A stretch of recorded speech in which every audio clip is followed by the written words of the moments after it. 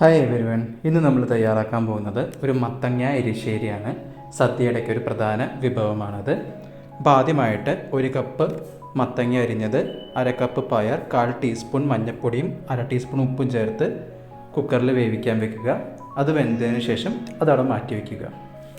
ഇനി നമുക്കൊരു അരപ്പ് തയ്യാറാക്കിയെടുക്കാനുണ്ട്.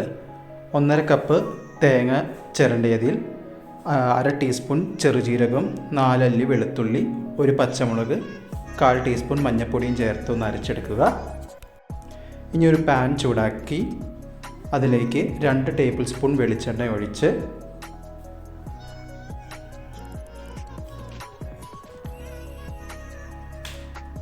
എണ്ണയെല്ലാം ചൂടായിട്ട് വരുമ്പോൾ 1/4 ടീസ്പൂൺ കടുകും 1-2 വറ്റൽമുളക് അതിലേക്ക് ചേർക്കുക.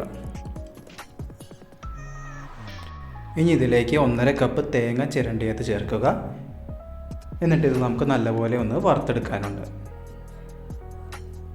തുടർച്ചയായിട്ട് ഇളക്കുക, അല്ലെങ്കിൽ അടി പിടിക്കും.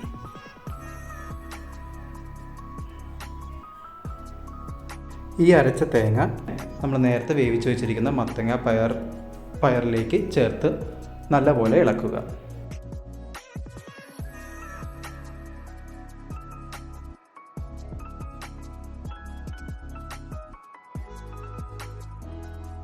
ഇതിനി നല്ലപോലെ തിളയ്ക്കുന്നത് വരെ വെയിറ്റ് ചെയ്യുക. അതോടൊപ്പം തുടർച്ചയായിട്ട് ഇളക്കുക.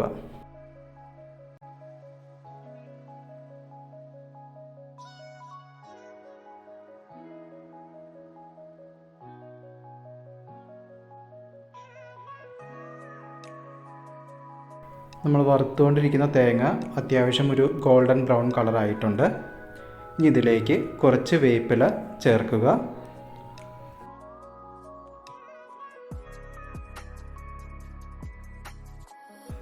അത് അത്യാവശ്യം വറുത്ത് കഴിയുമ്പോൾ നമ്മൾ നേരത്തെ ചേർത്ത് വെച്ചിരിക്കുന്ന ആ ഒരു മത്തങ്ങ പയർ കൂട്ടിലേക്ക് ഈ വറുത്തരച്ച തേങ്ങ കൂടി ചേർക്കുക.